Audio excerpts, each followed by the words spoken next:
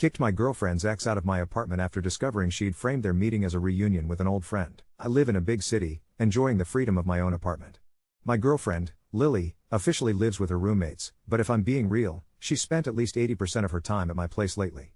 Early yesterday, while hitting the gym with my friend Mike, she texted me about wanting to catch up with an old friend who was in town. She said it'd be nice to have a quiet spot, so I told her they could use my apartment. I'd just head out for dinner with Mike so they'd have space and time to hang out. I was in a hurry at that point, busy lifting, so I didn't ask who this friend even was. Maybe I should have. Turns out, her old friend was none other than her one and only ex-boyfriend, Kyle. About 30 minutes after that first message, Lily texts me to say they're at my place. I just reply bet, not thinking much of it, and go back to my workout. Mike and I finish around 7 p.m. and figure we'll grab some grub at Whole Foods since their hot and salad bar always hits the spot. We finish eating around 8:30, and by then, I'm just ready to get home, maybe say hi, and conk out after a long day. It's around 9 p.m. as I'm heading home. I have no idea if Lily's friend is still over. Honestly, I'm hoping not, since I'm exhausted and not in the mood to socialize, but I tell myself I'll take one for the team if I have to. I get to the apartment and the first thing I see are these huge Timberland boots by the door, definitely a dude's. My first thought is, great, her friend brought her boyfriend, now I really have to make small talk. I slip off my own shoes and head down the hallway toward the living area. As soon as I step in, I see Lily sitting on the couch with some dude, not next to each other, but on opposite ends, facing each other deep in conversation. When she notices me, she actually jumps a bit, which didn't seem weird at the time, but looking back, it makes a lot more sense now. I'm still totally clueless at this point. I say hey, start walking toward them, and as I'm looking around, I'm wondering where her friend is, maybe in the bathroom or something. I reach out, shake the guy's hand, and tell him, hey, I'm Lily's boyfriend. And this guy, with the smuggest attitude, goes, I'm Kyle. Lily's ex, and suddenly it clicks, oh, this is the friend. I feel the air immediately shift. It gets quiet. That's when I realize Lily has been chilling alone with her ex in my apartment for hours. I turn to her and ask, so this was your old friend? She answers in this barely audible, soft voice, yeah. Now I'm not trying to jump to conclusions, but I'm tired, and I'm definitely not happy about my girl hanging with her ex at my place while I'm out. The awkward silence continues, and it's obvious now that I've walked in on something. They both go quiet, exactly like I've interrupted them talking about something private. Lily tries to break the tension, asking how my day was. I tell her, fine, I guess, but I can feel I'm interrupting, like I'm the odd man out in my own apartment. I only last another minute before I turn to Kyle and say, hey, do you mind ending it here for today? I've actually got stuff I need to talk to Lily about. He just smirks and goes, she invited me over. We're still reminiscing on the good old days. At that, I look at Lily, expecting her to have my back. She can't even look me in the eyes. I look back at Kyle and decide to be blunt. Alright, let me rephrase. This is my apartment, and I'm telling you to leave. He turns to Lily and says, do you want me to leave? That's when I completely lose my cool, not proud of it, but I snap. What the fuck do you mean by that? I don't give a shit if she wants you to leave or not. I'm telling you to get the fuck out of my house. Lily starts telling me to calm down while turning to Kyle and saying he needs to leave. He gets up, grabs his stuff in the hallway, and walks out. I follow behind, making sure he's actually leaving. When I come back, Lily is pissed. She says I embarrassed her. Me. I embarrassed her. She goes on about how my reaction was totally uncalled for, saying she told me a friend was coming and asked for permission. I tell her that's bullshit. She said a friend was coming over, not her ex-boyfriend. She keeps insisting my reaction was over the top, that I acted like an asshole. I spell it out for her, you were with your ex in my apartment. Do you not see how much of a fuck you that feels like? I ask why she had to meet up with him, and she explains Kyle's going through rough times and needed someone to lean on. She just wanted to be nice, and figured meeting at my place would show nothing shady was going on. I tell her that doesn't fly with me, and if I did the same, if my ex had issues and I was the one comforting her, she'd lose her mind. She tries to act like she's more understanding, says she has empathy and would be fine with it. I call her out, reminding her how just last week she got pissed at the gym when a girl complimented my lifting form and I smiled at her. She tells me she's done talking, storms out without another word. I don't chase after her. I just sit on the couch, running through everything that just happened, wondering how it got to this point. Eventually, I call my dad, who offers some good advice, helpful, grounding stuff. A couple hours later, Lily texts me, can we talk? Then, I'm sorry for not telling you it was my ex I was inviting over. I don't want you to get the wrong idea, nothing happened, nothing is going to happen, I love you. He messaged me out of the blue saying he needed someone to talk to. I didn't think much of it, I'm sorry for deceiving you. That line rubs me wrong. If she didn't think much, why did she choose to hide who she invited? She adds, I wanted to talk to him at your place because I didn't want you to assume something else was going on. Please talk to me, I love you. I haven't responded, still just trying to sort out how I feel, especially after talking with my dad. I'm honestly leaning toward ending things. Not because she talked to Kyle, but because of how it all played out, the lying by omission, the way she left me hanging when I was clearly uncomfortable, the total lack of respect in my own space. It bugs me that she called Kyle an old friend instead of her ex. Why hide that? And in the moment, when I was visibly upset, she didn't take my side once. Before I realized who Kyle was, I was friendly, but once I did, I felt like the outsider in my own place. It all just boils down to feeling like she doesn't respect me, not in any old-fashioned, controlling way, but just basic respect for your partner. If the roles were reversed, I know I would have stood by her, called out my ex for any disrespect, and always chosen her. And that's just not what Lily did. Update 1. I'm honestly like, oh fuck, why the actual fuck did I decide to pour my personal thoughts out into a Reddit post? I began to scroll y'all's comments, and to say I was shocked is an absolute understatement. Literally almost all of y'all are actively taking my side, and I mean I was just scrolling this morning just looking for that one comment that was taking hers. It did not come. What surprised me the most were the amount of women in this thread that said they would never do this to their man and that it is beyond disrespectful. I mean, those comments hit the hardest this morning, as those were my thoughts exactly. Last night was a fucking stress storm for me, to be honest. I couldn't believe what the fuck had just happened. As y'all can guess from my post, I live alone, so there wasn't anyone at my crib that I could talk to, so I decided to call the one man that's had my back since day one. My pops. As many have messaged me and many have commented, I will go into detail on what exactly our phone call entailed. First, I'm gonna go back to when it originally happened so that it makes more sense. Also, when reading back my thoughts from last night, it was clear I was rushing at the end and honestly just fed up with everything at that point, so I skipped a lot of details. Okay, to start, Lily had just stormed out of my apartment at this point when I called her out that she wouldn't be fucking okay with me meeting with my ex cause they needed someone to lean on. Like I said before, I didn't call out, text, or follow her. At this point I am fucking furious and I can't believe what the fuck just happened. I take a seat on the couch and try breathing exercises. I am trying to calm down, but it's no use cause I keep remembering Kyle asking, do you want me to leave? To my girlfriend. I didn't really elaborate on this beforehand, but that shit fucking sent me to another world and I was absolutely about lose my shit to the max. I just kept telling myself it's not worth it, it's not worth it, it's not worth it. At this point all I want to do is beat Kyle's ass, and all my methods for calming down were failing at this point. I just said fuck it and picked up my phone and said, Siri, call old man. I honestly didn't know what I was going to say at this point, but I knew if there was one person who could get through to me it would be my pops. Now I don't remember the exact dialogue that exactly went down, but I'm going to try my best to be as accurate as possible. Phone dialing / dad picks up and says, I seen it already, Vooch dropped 43 on the ass. I started laughing a bit and say, it's not about that, dad. I just go into a huge fucking fight with Lily, dad. I'm really fucking pissed, dad. I don't want to do anything stupid. Whoa, okay, where are you right now? Are you with her? Are you guys okay? Dad, I'm at the crib right now and she just stormed out. Yes, I am chilling, I just don't know what do. Me, there's a long pause after this and I hear my pops take a deep breath and say, all right, hit me. I began to give him the same rundown I gave you guys in my last post. The whole time my pops is dead silent, doesn't say a fucking word. I finished up the story. All he asked was, what does Kyle look like? I won't lie, this caught my off guard cause I was like, damn dad, why the fuck does it matter what he looks like? I responded, he was white with long curly hair, why? My dad was like, no, how tall was he? At this point I'm like, WTF dad, his ass was like 5 feet 9 inches max. My dad laughs a bit and says, explains the Timberlands then, fucking male equivalent of heels. I didn't realize it yesterday, but what my pops was doing was what he always does. I literally can't stay pissed if I laugh, and my dad can make me laugh on demand. I started laughing. I was like, you're right. He then was like, how much you think he weighed? I had to think for a minute, but I was like, maybe $155-ish. My pops then brought up the argument between Kyle and I. You said Lily told Kyle to leave after you started to get mad, right? Yeah, I responded. My dad pauses for a long time again and takes another deep breath. My name, I wouldn't be surprised if this situation is a lot deeper than it seems. It speaks volumes to me she only rallied for him to leave after you began to get real upset. My name, you are 6 feet 0 inches 190 pounds and were just disrespected in your own house by a man you do not know. When a woman cares for someone, the last thing she wants is for him to be in harm's way. She understood exactly what was going to happen if the situation continued to escalate, and she chose to get Kyle out of harm's way. Followed by switching all the blame to you and leaving. Honestly, son, where do you think she's at right now? I didn't say anything. I knew what he was implying. I know it hurts, but promise me you won't do anything irrational. She made her decision, there's not much you can do to change it. You've proven your whole life you're one of one, don't lose yourself now over something that will just end up a tiny bump on your roadmap. I mean seriously, I couldn't be more fucking proud of you, son. You're 22 living on your own in city, you got your shit together, that's rare. My name, you're rare, my name. The right women like your mom for me, I laughed a little, will walk into your life when you least expect it. Don't waste your energy. Everything happens for a reason, son. I paused for a minute and said, thank you, I needed this, dad. My dad laughed, of course, your mom and I are here for you always. Ends call / fast forward back to this morning. I couldn't sleep for shit last night, so this morning was just completely ass. Lily was blowing up my phone the whole night apologizing and begging for my forgiveness.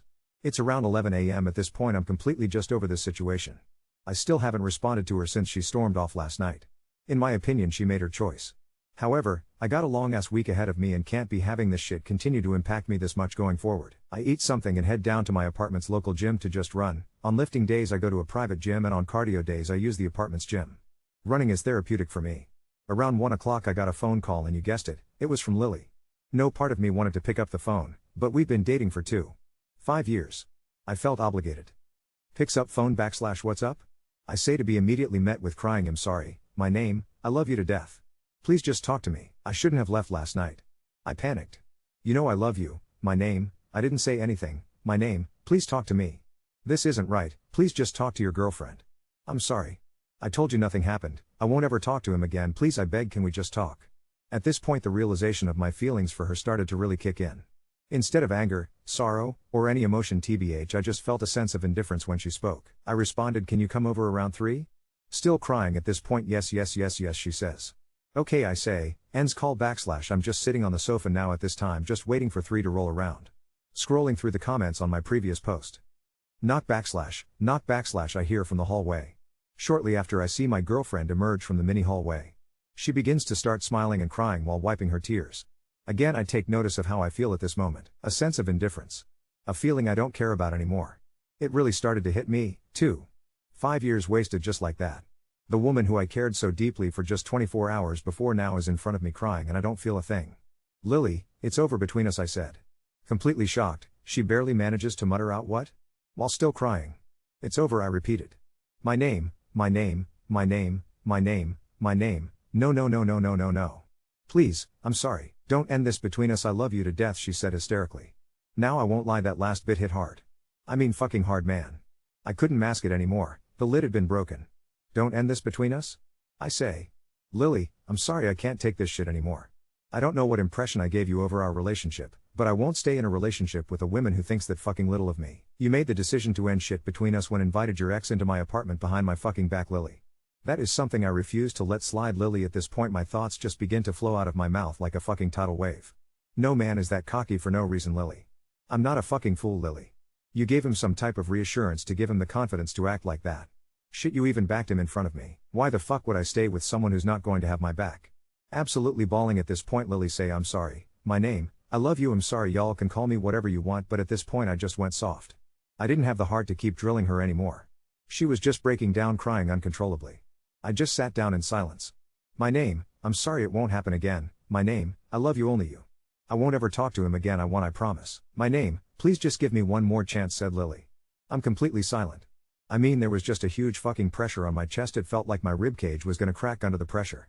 Sat there silently listening to her crying. I remembered one of my favorite songs, I'd rather have loyalty than love, 'cause love really don't mean jack. See, love is just a feeling, you can love somebody and still stab them in their back, it don't take much to love, you can love somebody just by being attached. See, loyalty is action, you can love or hate me and still have my back -21 Savage.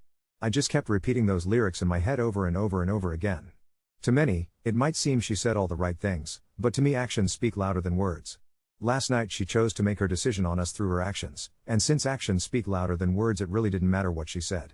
I'm struggling to keep it together at this point. I really did love her, shit I still fucking do, but I understood this was what's best for me. I wouldn't have been able to trust her again. You can't be in a relationship without trust or loyalty. I lost both from her. As she cries I look up and say, Lily please, it's over.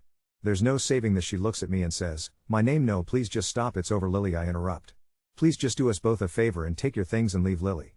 It's over, please let's just end it here. She doesn't say anything and gets up and starts grabbing some of her things around their apartment. I grabbed a garbage bag and helped her pack. She left the keys to my apartment on the table and left. This all finished up around 4:30 today. I've just been sitting here trying to process what the fuck just happened. Honestly, it all still doesn't feel real. I never intended on posting on Reddit yesterday, but I just needed a place to fucking vent, and since it blew up I felt like I should update y'all today. It's 7:35 as I finish writing this. I'm fucking hurt. Update 2, I'm writing this from my balcony with a bottle of Topo Chico Lime, staring at the skyline I used to think felt so infinite and full of possibility. Now it just looks cold. So, I sent the update, packed Lily's stuff into 2 garbage bags, and watched her leave, red-eyed and shaking, clutching her phone like if she blinked she'd wake up somewhere before any of this happened. That was Sunday. Since then, everything's changed in ways I did not expect. I did not expect, for instance, that the next day I'd run into Kyle. Or at least, that's what I assumed at first, a random dude in the lobby, but the minute he looked up and smirked, Timberlands and all, I felt blood rush to my ears. He was leaning against the security desk, chatting up Hassan, the night doorman, with way too much ease for a guy who should have been a blip in my life. He grinned the instant he spotted me, didn't say a word, just tipped his imaginary hat, who still does that, genuinely, and brushed by on his way out, like he owned the place. Hassan glanced at me over his shoulder and then looked away. That should have been warning enough, trouble was brewing, or at least something messy was unspooling behind the scenes. But it wasn't about Lily, not totally. Not yet. That came a day later. Monday night, my phone rang after midnight, caller ID, Mike. Like a good friend, he was checking up. He ended our call with, "Hey, you might want to check Lily's story. Something weird up." I hesitated. I didn't want to know, honestly. But I was already hurting, so what was one more gut punch? I opened Instagram. There it was, a photo dump, nothing too obvious, a blurry pic of a skyline, mine, her favorite plant on my coffee table, dead center, not her own place, a pair of Timberlands by a door. The caption, vague, people change, sometimes for the better. No faces, no tags, nothing outright, but I just stared. Was it possible she'd invited him back? Or was it an old pic? I scrolled further, radio silence. Next story, silence. Then a boomerang of 2 coffee mugs clinking, hers with turquoise polish, the other bearing the ugly blue paint chip scratch that marked one of my old mugs. My mug. Now, my friends would say move on, don't stalk, don't spiral, but I'd Mike. You see this? He just replies, bro, are you chill? To which I said, nothing, because no, I was not chill. Tuesday I worked from home, but couldn't get out of my own head. I ignored her texts, just one, if you want to talk, I'll be at Bar Henri tonight, 8 p.m., but at 6 p.m. my phone lit up again. It was a call from a number I didn't know, but when I picked up, hey, man. It's Hassan, from your lobby. You got a second? I straightened up, yeah, everything okay? Don't mean to overstep, he said, but that guy? The one Lily brought in? Kyle? He's been by the building 3 times since Sunday. Asked about you each time, tried to buzz up, said he left a jacket at your place. He what? Yeah. Never got up. Building policy, you know. But figured you should know. You good, man? Suddenly I felt sick. Yeah. Thanks, seriously. So I changed the code on my elevator fob, thank God for digital access in a luxury building, flex lost, on me at the moment, and tried to put it behind me. But it gnawed at me. Was he hoping to see Lily? Was he hoping to see me? No way to know. By Thursday, life began to feel normal again, or at least it became background noise. But Friday is when shit went fully sideways. I got a call from Lily's roommate, Tara, whom I'd always liked, smart, honest, blunt, the type who leaves notes by the sink labeled "This is not my hair." She almost never reached out, but this time was different. She got right to the point. Hey, I think you need to know Lily's not okay. What happened? She's been off all week. She spent 2 nights at her parents' place, and yesterday she had a panic attack. Kyle's been making things complicated. It's not my business, but he showed up at our place last night drunk, yelling outside the building. Security called the cops eventually. He left before they could do anything. I thought you should hear it from me. I'm not saying forgive her, but don't believe everything you see online, okay? She's not, she's losing it. That did something to me, against my better judgment. Heartache started to taste like concern. There's history with Lily, and even if it's over, hearing she was spiraling gutted me. I told Tara thank you, hung up, and genuinely thought of driving over, if only to make sure she was okay.